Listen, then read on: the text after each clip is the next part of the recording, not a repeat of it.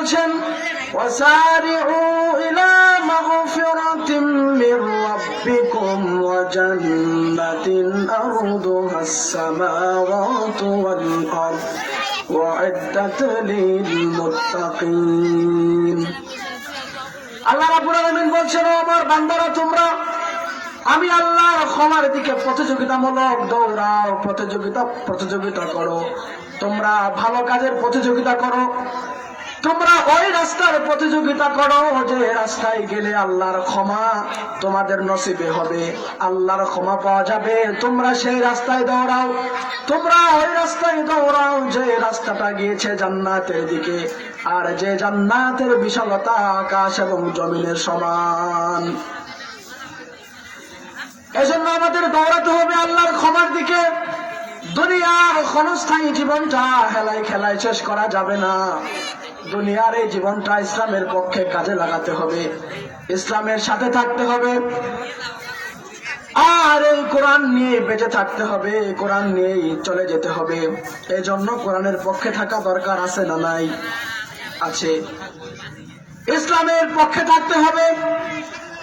আল্লাহ রাব্বুল আলামিন বলছেন, ইন্নাদ-দীনা ইনদাল্লাহিল ইসলাম, আমি আল্লাহর কাছে মনোনীত দিনের নাম হচ্ছে ইসলাম। আর এই ইসলাম নামক দিনটা আমি রাব্বুল আলামিন আমার নবী বিশ্ব নবী মুহাম্মদুর রাসূলুল্লাহ সাল্লাল্লাহু আলাইহি ওয়াসাল্লামকে আমি আমার নিজের খুশি হিসেবে আমি খুশি হয়ে আমার বিশ্ব নবীকে, আমার নবী মুহাম্মদুর রাসূলুল্লাহ সাল্লাল্লাহু আলাইহি ওয়াসাল্লামকে এই দিনটা উপহার দিয়েছি। আর এই দিনের বিজয় আমি রাব্বুল আলামিন দান করব। আল্লাহ রাব্বুল আলামিন বলছেন, ওয়ালা তাহিনু ওয়ালা তাহজানু ওয়া আনতুমুল আ'লাউনা ইন কুনতুম মুমিনিন। তোমাদের কোনো ভয় নেই, তোমাদের কোনো চিন্তা নেই, তোমরা যদি মুমিন হতে পারো আমি রাব্বুল আলামিন তোমাদের বিজয় দান করব। এজন্য এই দিনের পক্ষে থাকতে হবে, দিনের কাজ করতে হবে, দাওয়াতি কাজ করতে হবে। বিশ্বনবী বলছেন, বাল্লিগু আন্নি ওয়ালাউ আয়াতান, আমি বিশ্বনবীর পক্ষ থেকে তোমরা যদি একটা কথাও জানো, তাই তোমরা ওই কথাটা মানুষের মাঝে ছড়িয়ে দাও। এই জন্য এই দিনের বিজয়টা আল্লাহ রাব্বুল আলামিন দিবেন। কোন মানুষ এই দিনের আলো নিভাতে পারবে না, মানুষ এই দিনের আলো নিভাতে পারবে না। আল্লাহ রাব্বুল আলামিন বলছেন, ইউরিদুনা লিইউতফিউ নূরাল্লাহি বিআফওয়াহিহিম ওয়াল্লাহু মুতিম্মু নূরিহি ওয়ালাউ কারিহাল কাফিরুন। অনেক কাফেররা আছে যারা আমি আল্লাহর কোরআনের আলোটাকে ফু দিয়ে নিভিয়ে দিতে চায়, কিন্তু তারা পারবে না। আমি আল্লাহর আলোটা কেউ নিভিয়ে দিতে পারবে না। আমি আল্লাহর এই ইসলাম নামক আলোটা আমি রাব্বুল আলামিন নিভাতে দিব না। আমি রাব্বুল আলামিন এই ইসলামটাকে জ্বালিয়ে দিব। এই জন্য ইসলামের সাথে থাকতে হবে। যে রাস্তায় দৌড়ালে আমাদের গুনাহগুলো মাফ হবে, যে রাস্তায় দৌড়ালে আমাদের যে আমলের দিকে আমল করলে আমরা জান্নাত পাবো, সেই আমলগুলো করতে হবে। আল্লাহ রাব্বুল আলামিন বলছেন, তোমরা দৌড়াও, ওয়াসারিউ ইলা মাগফিরাতিম মির রাব্বিকুম ওয়া জান্নাতিন আরদুহাস সামাওয়াতু ওয়াল আরদু ওয়া'ইদ্দাত লিল মুত্তাকিন। তোমরা ছোট সেই জান্নাতের দিকে, তোমরা ছোট সেই ক্ষমার দিকে, সে যে জান্নাতের দিকে, যে জান্নাতের বিশালতা আরদুহাস সামাওয়াতু ওয়াল আরদ, যে জান্নাতের বিশালতা আকাশ এবং জমিনের সমান, ওয়া'ইদ্দাত লিল মুত্তাকিন। আর এই জান্নাত আমি রাব্বুল আলামিন তৈরি করেছি মুত্তাকি বান্দাদের জন্য। এই জন্য এই জান্নাতটা আল্লাহ বানিয়েছেন যারা মুত্তাকি, এদের জন্য। এজন্য আমাদের মুত্তাকি হওয়ার দরকার আছে না? আছে। যদি মুত্তাকি হতে পারি, জান্নাতটা কাদের জন্য বানিয়েছেন আল্লাহ? মুত্তাকি বান্দাদের জন্য। এজন্য মুত্তাকি হতে হবে। কোরআনের একটা বাচন ভঙ্গি, একটা বর্ণনা ভঙ্গি আল্লাহ রাব্বুল আলামিন কোরআনের যেখানেই মুমিনের কথা বলেছেন সেখানে মুমিনের ধারাবাহিক ভাবে কিছু বর্ণনা দিয়েছেন। মুমিন কারা? যেখানে আল্লাহ রাব্বুল আলামিন কাফেরের কথা বলেছেন সেখানে কাফেরের ধারাবাহিক বর্ণনা দিয়েছেন। যেখানে আল্লাহ রাব্বুল আলামিন মুনাফিক এদের কিছু বর্ণনা দিয়েছেন, যারা মুত্তাকি এদেরও কিছু বর্ণনা আল্লাহ রাব্বুল আলামিন সূরা বাকারার শুরুতেই দিয়েছেন। এজন্য আসুন আমরা সরাসরি কোরআন থেকে কথা শুনি, কারণ কোরআন থেকে কথা শুনলে কোনো গোজামিল নাই। বিশ্বনবী বলছেন মান ক্বালা বিহি সাদাকা, যে কোরআন দিয়ে কথা বলে সে সত্য কথা বলে। ওমান হাকামা বিহি আদিলা, যে এই কোরআন দিয়ে বিচার ফয়সালা করে সে সত্য বিচার করে। এই জন্য কোরআনের বিচার যেখানে থাকবে না সেখানে মানুষ সত্য বিচার পাচ্ছে না। যেখানে কোরআন দিয়ে বিচার হবে মানুষ সেখানেই সত্য বিচার পাবে।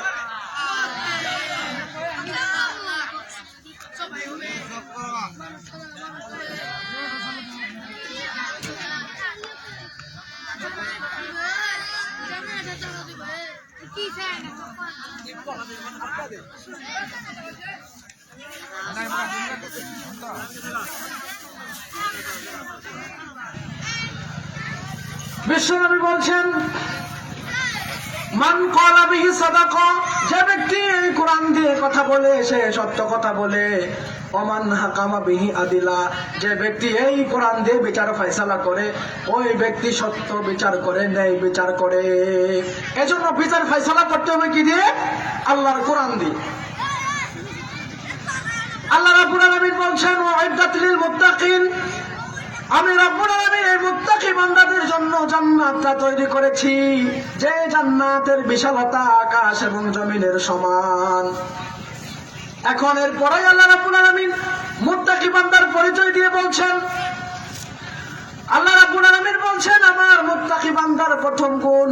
আল্লাহ রাব্বুল আলামিন কোরআনুল কারীমের মধ্যে বলছেন আল্লাযীনা ইউনফিকুনা ফিস সাররাই ওয়াদ দাররা ওয়াল কাযিমিনাল গায়যা ওয়াল আফিনা আনিন নাস ওয়াল্লাহু ইউহিব্বুল মুহসিনিন। রব্বুল আলামিন বলছেন আমার মুত্তাকি বান্দার প্রথম গুণ আল্লাযীনা ইউনফিকুনা ফিস সাররাই ওয়াদ দাররা, আমার মুত্তাকি বান্দার প্রথম গুণ আমার মুত্তাকি বান্দা সচ্ছল অবস্থায় আমি আল্লাহ রাস্তায় দান করে দেয়। তাহলে এক নম্বর গুণ হচ্ছে আল্লাযীনা ইউনফিকুনা ফিস সাররাই ওয়াদ দাররা, আমার মুত্তাকি বান্দার প্রথম গুণ আমার মুত্তাকি বান্দা সচ্ছল অবস্থায় আমি আল্লাহ রাস্তায় দান করে দেয়। সুবহানাল্লাহ।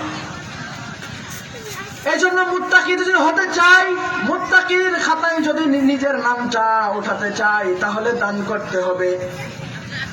শুধু দান করলেই হবে না, সচ্ছল অবস্থায় আপনার অবস্থা যখন ভালো থাকবে, আপনার দিনকাল ভালো যাচ্ছে, একটু বেশি দান করতে হবে।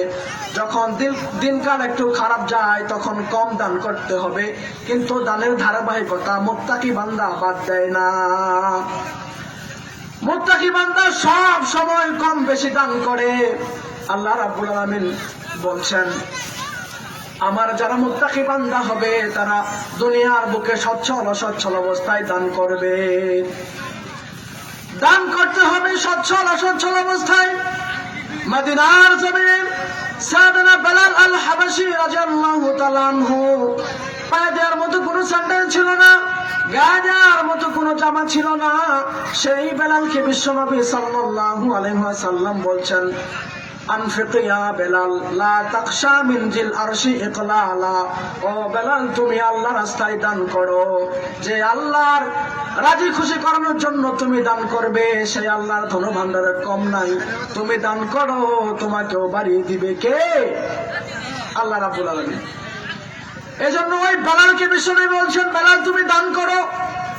যে বেলালের পা দেওয়ার মতো কোনো স্যান্ডেলই ছিল না, গায়ে দেওয়ার মতো কোনো জামাই ছিল না, শুধুমাত্র সতর ঢাকার জন্য একটি কাপড় ছিল, ওই বেলালকে বিশ্বনবী যদি এই কথা বলতে পারে আমাদের কি তার চেয়ে আমরা কি ভালো অবস্থায় নাই? তার চেয়ে আমরা ভালো অবস্থায় আছি। এই জন্য আমাদের অসচ্ছল অবস্থায় দান করতে হবে। আল্লাহ রাব্বুল আলামিন বলছেন আমি আল্লাহর জমিনে যারা সচ্ছল অসচ্ছল অবস্থায় দান করবে এদের দৃষ্টান্ত ওই চারা বীজের মতো, যে চারা বীজটা জমিনে গেড়ে দিলে সেখান থেকে হয় 7টি শীষ, আর সেই 7টি শীষ থেকে হয় শত শস্য দানা। আল্লাহ রাব্বুল আলামিন বলছেন, মাসালুল্লাযীনা ইউনফিকুনা আমওয়ালাহুম ফি সাবিলিল্লাহি কামাসালি হাব্বা আম্বাতাত সাবআ সানাবিলা ফি কুল্লি সুমবুলাতিন মিআতু হাব্বা ওয়াল্লাহু ইউদাঈফু লিমান ইয়াশা ওয়াল্লাহু ওয়াসিউন আলীম। আল্লাহ রাব্বুল আলামিন বলছেন, আমি আল্লাহর জমিনে যারা দান করে তাদের দৃষ্টান্ত ওই চারা বীজের মতো, যে চারা বীজটা জমিনে গেড়ে দিলে সেখান থেকে হয় 7টি শীষ, আর সেই 7টি শীষ থেকে হয় শত শস্য দানা। অর্থাৎ 100 টাকা দান করে দিলে আল্লাহ রাব্বুল আলামিন 700 টাকা সমপরিমাণ সওয়াব আপনার আমলনামায় দিবেন। সুবহানাল্লাহ। এই জন্য দান করতে হবে, গোপনেও করতে হবে, প্রকাশ্যেও দান করতে হবে।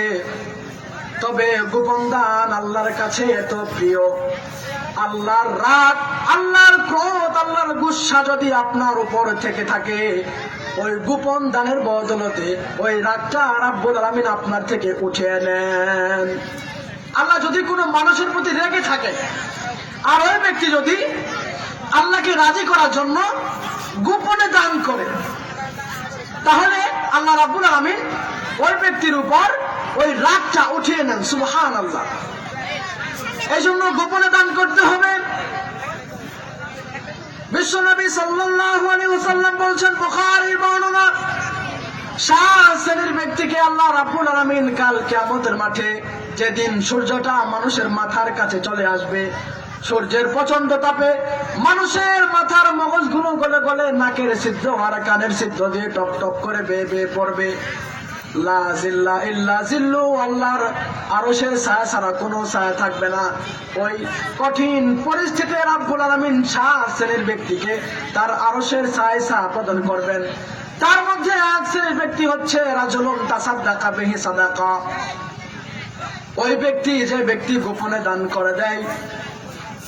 রাজুলুন তাসাদ্দাকা বিহি সাদাকা ফাআখফাহা হাত্তা লা তা'লামু শিমালুহু মা তুনফিকু ইয়ামিনু, এমন গোপনে আল্লাহ রাস্তায় দান করে দেয়, তার ডান হাত কি দান করে দেয় বাম হাত টের পায় না।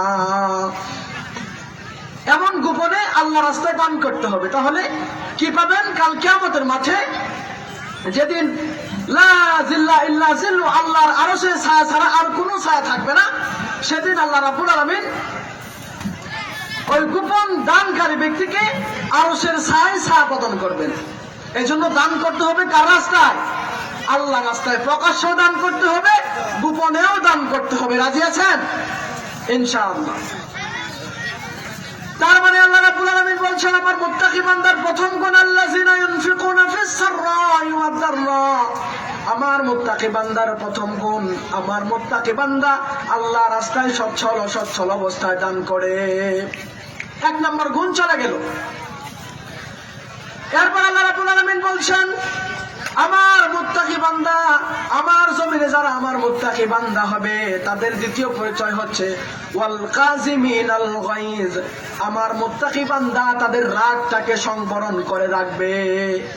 আমার মুত্তাকি বান্দা রেগে যাবে না, রাগ যদি উঠে যায় তারা রাগটাকে কন্ট্রোল করবে। দুনিয়ার বুকে যারা আমার মুত্তাকি বান্দা, তাদের গুণটা থাকতে হবে, তারা রেগে গেলেও রাগটা দমন করে রাখবে। এজন্য যদি মুত্তাকি হতে চাই, রাগ দমন করতে হবে। এমন কোন পৃথিবীতে মানুষ নাই যে ব্যক্তির রাগ আল্লাহ রাব্বুল আলামিন দেন নাই, কিন্তু রাগটা যে কন্ট্রোল করতে পারে সে হচ্ছে প্রকৃত রাগী, প্রকৃত মুমিন।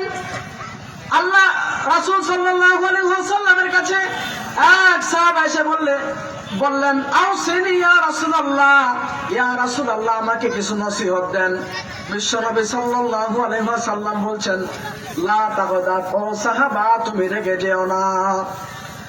সাহাবা আবার জিজ্ঞেস করছে, ইয়া রাসূলুল্লাহ আমাকে আউসিনি, ইয়া রাসূলুল্লাহ আমাকে আরো কিছু নসিহত দেন। বিশ্বনবী দ্বিতীয়বারও বললেন, না তাগদাব, তুমি রেগে যেও না।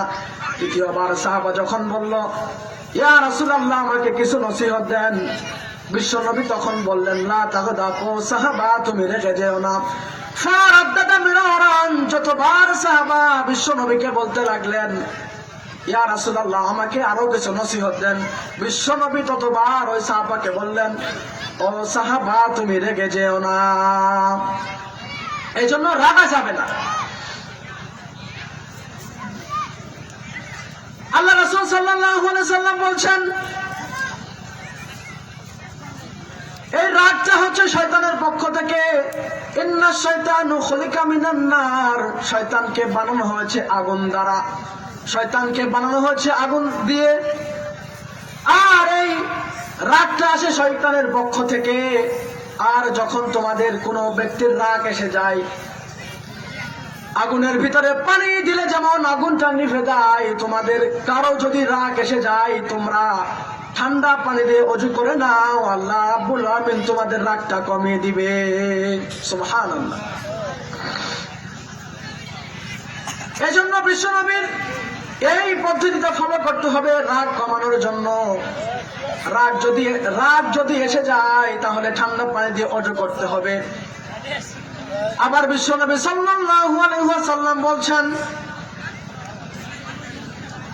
ওই ব্যক্তি বড় বীরবল নয় যে ব্যক্তি মানুষকে যুদ্ধ করে মানুষের সঙ্গে কুস্তি খেলে জমিনে দাবিয়ে দিল, সে বড় বীরবল নয়, সে বীরবল হতে পারে না। ওই ব্যক্তি বীরবল যে ব্যক্তি রাগের সময় তার রাগটা কন্ট্রোল করলো, সেই হচ্ছে প্রকৃত বীর। এজন্য রাগা যাবে না, রাগ দমন করতে হবে। বিশ্বনবী সাল্লাল্লাহু আলাইহি ওয়াসাল্লাম রাগ করতেন, কিন্তু বিশ্বনবী সাল্লাল্লাহু আলাইহি সাল্লাম কখন রাগ করতেন? আল্লাহর জমিনে আল্লাহর বিধান যখন লঙ্ঘিত হতো, তখন এই মহামানব বিশ্বনবী হযরত মুহাম্মদ সাল্লাল্লাহু আলাইহি ওয়াসাল্লাম রেগে যেতেন। এমনি এমনি রাখতেন না। মক্কার জমিনে বিশ্বনবী সাল্লাল্লাহু আলাইহি ওয়াসাল্লামের উপর উটের পচা নারী ভুঁড়ি নামাজরত অবস্থায় চাপিয়ে দেওয়া হতো। এরপরও বিশ্বনবী কারোর প্রতি রাগেন নাই। অনেক নির্যাতন সহ্য করেছেন, কিন্তু বিশ্বনবী কখনো রাগেন নাই। রেগেছেন কখন? আল্লাহর জমিনে আল্লাহর আইন যখন লঙ্ঘিত হতো, তখন বিশ্বনবী সাল্লাল্লাহু আলাইহি ওয়াসাল্লাম রেগে যেতেন। এজন্যই মুমিনের করণীয় হচ্ছে, যদি রাগতেই হয় ইসলামের জন্য রাখতে হবে, যদি রাগ দমন করতেই হয় ইসলামের জন্য রাগ দমন করতে হবে। বিশ্বনবী ইসলামের জন্য রেগে যেতেন। ইসলামের বিধান যখন লঙ্ঘিত হতো, ইসলামের বিধান যখন মানুষ লঙ্ঘন করত, তখন বিশ্বনবী সেই জায়গায় রাগ করতেন। বানু মাখজুমিয়া গোত্রে, মদিনায় বানু মাখজুমিয়া গোত্রে এক নারী চুরিতে ধরা পড়লো। সাহাবারা দেখলো বিশ্বনবী সাল্লাল্লাহু আলাইহি ওয়াসাল্লাম চুরির বিধান কার্যকর করবেন, কারণ রাব্বুল আলামিন তার এই কুরআনুল কারীমের মধ্যে চুরির একটা বিধান অবতীর্ণ করে দিয়েছেন, আইন পাশ করে দিয়েছেন। সাহাবারা দেখলেন বিশ্বনবী যদি এই মদিনার জমিনে এই চুরির বিধানটা কার্যকর করতে যায়, মদিনার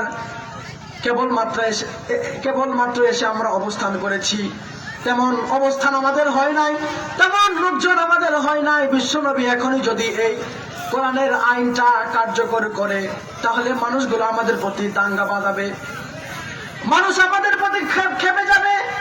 আর যে মহিলাটা চুরিতে ধরা পড়েছে, সে কোনো ছোট পরিবারের কোনো মহিলা নয়, সম্ভ্রান্ত পরিবারের মহিলা চুরিতে ধরা পড়েছে। কেউ যে বিশ্বনবী সাল্লাল্লাহু আলাইহি ওয়াসাল্লামের কাছে যে সাহস পায় না, ইয়া রাসূলুল্লাহ, এই মহিলার চুরির বিধান আপনি কার্যকর করিয়েন না, কোন সাহাবাই বিশ্বনবীর কাছে যে বলতে পারে না। এক সাহাবাকে বিশ্বনবী অত্যন্ত ভালোবাসতেন, ওসামা বিন যায়েদ রাদিয়াল্লাহু তাআলা আনহুকে। ওসামা রাদিয়াল্লাহু তাআলা আনহুকে বিশ্বনবী অনেক ভালোবাসতেন। সাহাবারা বলল, ওসামা তুমি যাও বিশ্বনবী সাল্লাল্লাহু আলাইহি ওয়াসাল্লামের কাছে যে বলো, ইয়া রাসূলুল্লাহ, সমস্ত সাহাবার মতামতকে কেন্দ্র করে এই মেয়ের হাত আপনি কেটে দিয়েন না। এই কথাটা বলার পরেই বিশ্বনবী সাল্লাল্লাহু আলাইহি সাল্লাম রেগে গেলেন, কারণ এখানে আল্লাহর বিধান লঙ্ঘিত হচ্ছে। ওসামাকে বলেন, ওসামা তুমি কি জানো না এটা আল্লাহর বিধান, আল্লাহর আইন? তুমি আল্লাহর বিধান কার্যকর যেন না হয় এই সুপারিশ করছো আমার কাছে। বিশ্বনবী সাল্লাল্লাহু আলাইহি সাল্লামের মুখটা আগুনের গোলার মতো লাল হয়ে গেল, রাগে বিশ্বনবী গড়গড় করতে লাগলেন। কারণ এই বিধানটা আল্লাহ রাব্বুল আলামিন দিয়েছেন। চুরির বিধান কে দিয়েছেন বলেন? চুরির বিধান কে দিয়েছেন? আল্লাহ। আল্লাহ রাব্বুল আলামিন বলছেন, আস-সারিকু ওয়াস-সারিকাতু ফাকাতউ আইদিয়াহুমা জাযাআম বিমা কাসাবা নাকালাম মিনাল্লাহ ওয়াল্লাহু আজিজুন হাকীম। আল্লাহ রাব্বুল আলামিন জানিয়ে দিলেন, যদি কোনো চোর বা চুন্নি বড় ধরনের কোনো জিনিস চুরি করে ফেলে আর যদি সে ধরা পড়ে যায়, তাহলে তার হাত কেটে দেওয়ার দায়িত্ব হচ্ছে সরকারের। তাহলে ওই ব্যক্তির হাত কেটে দেওয়া ওই দেশের প্রেসিডেন্টের কর্তব্য। চুরির বিধান আল্লাহ রাব্বুল আলামিন যেটা দিয়েছেন সেটা হচ্ছে হাত কেটে দেওয়া। তবে সেই চোর নয় যারা আমচোর, জামচোর, কলাচোর, এই চোর নয় যারা দেশের টাকা, লক্ষ লক্ষ টাকা এক কলমের খোঁচায় অন্য দেশে পাচার করে, এই চোরদের হাত আগে কাটতে হবে। জোরে বলেন ঠিক কিনা? এই চোরদের হাত কাটতে হবে। এই চোরের একটা চোরের হাত কেটে যদি আপনি বাইতুল মোকাররম কেন্দ্রীয় মসজিদের লাইভ দেখাতে পারেন, গোটা বিশ্ব দেখবে, বাংলাদেশের মানুষ দেখবে, যারা চুরি করে তারাও দেখবে। একটা বিধান যদি কার্যকারী হয়, কোন চোর সাহস পাবে চুরি করতে পাবে না।